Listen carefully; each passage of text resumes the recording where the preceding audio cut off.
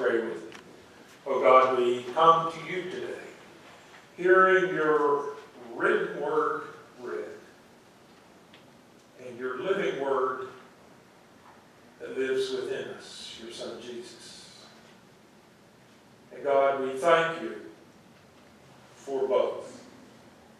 And now as that word has been read and now proclaimed, might Christ be seen in it all.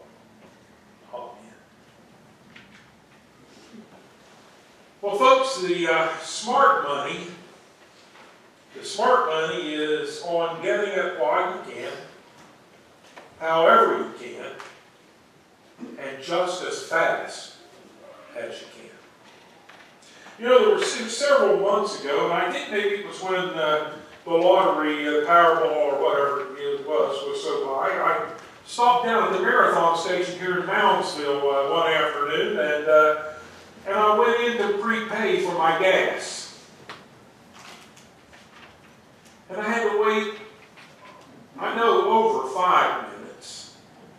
As the person in front of me pulled out a small plastic file folder, very professional looking, and began pulling out lottery tickets to have it checked.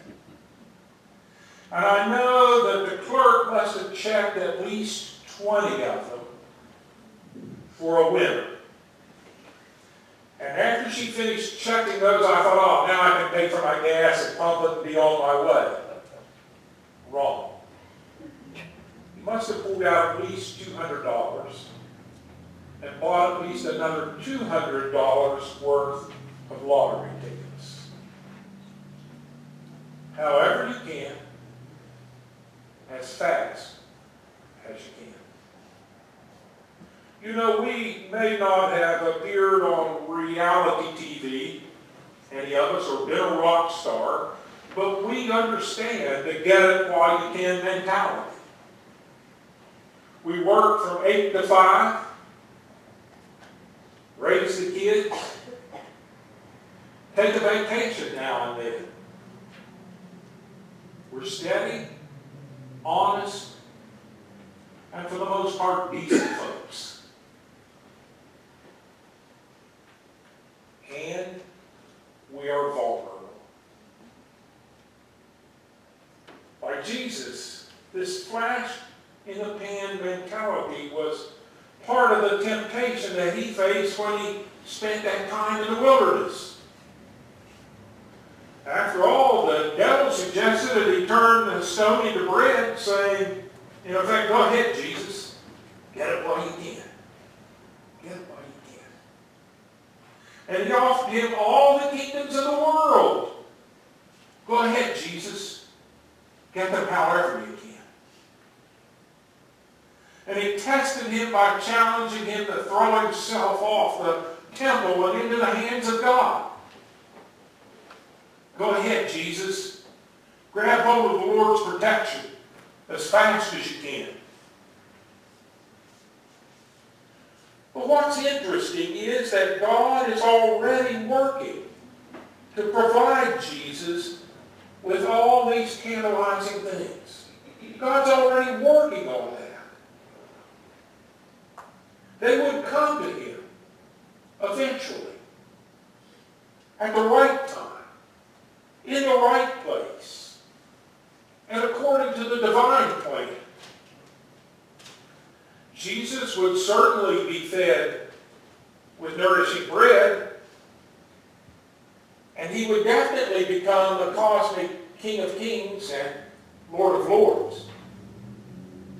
Jesus would even be rescued from the finality of death by the power of God. But not yet. Not yet. You know, we just don't get it. But Jesus did. He knew that temptation is often connected to impatience. You want something that is really quite innocent in itself. A piece of bread. a chance to be a leader, a sign from God. But you get into trouble when you want it right now. You're either unwilling to wait for it or to work for it. So you take shortcuts and end up getting into trouble. Picture this. You're hungry. You crave an elegant meal. You walk into a 5-star restaurant. You order up a feast.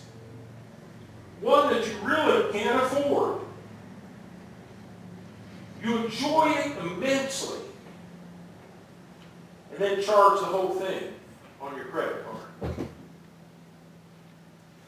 Then, because you can only manage to make minimum payments on your monthly balance,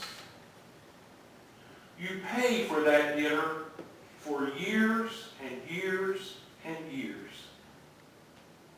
And your $100 meal ends up costing you thousands of dollars.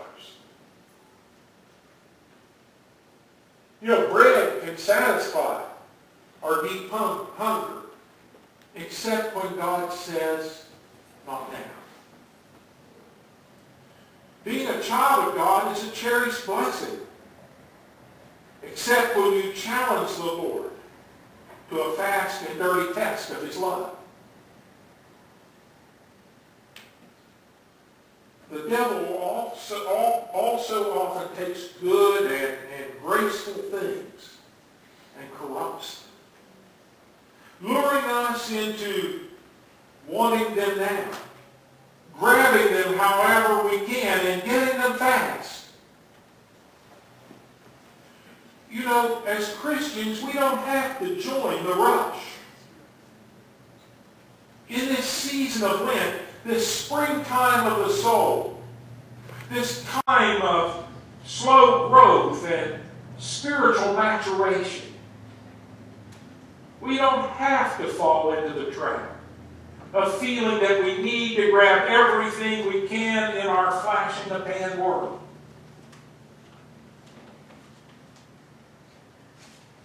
In the face of society's fleeting, superficial, and increasingly sinister and seductive style of success, Christianity challenges us to take a long view and focus on eternity. Jesus reminds us later in Luke, in fact in chapter 12, where He says, where your treasure is, there your heart will be also. You know, Jesus knows that we tend to throw our money at things that matter to us. Whether we're committed to purchasing the latest fashions or alleviating the suffering of a neighbor. You know, the season of Lent is a good time to reflect on where our treasures and our hearts are located, and to take time to move them if necessary to a healthier and a holier place. You know, you can win a quick million from the lottery and then have a little robber clean you out. I forget the guy's name. We were down the southern part of the state down in Williamson. I forget the guy's name. We won all those millions of dollars. And some of you probably remember. Anyway, went through them like that. I mean, he had a granddaughter who was on drugs and this and that.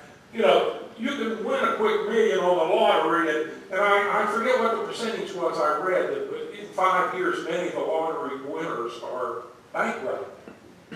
They just go through it. You know, you can fill your closet with designer duds and then have a moth eat them up.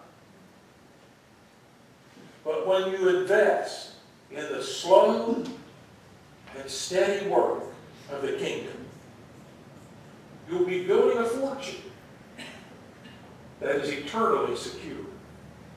Eternally secure.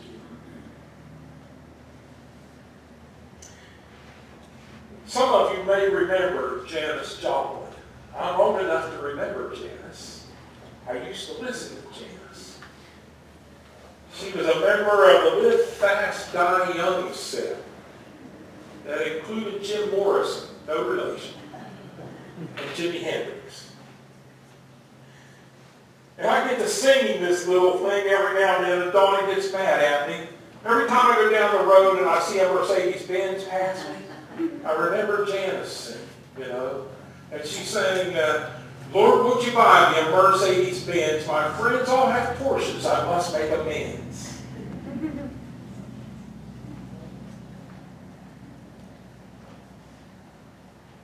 She always yearned for acceptance and love, Janice did.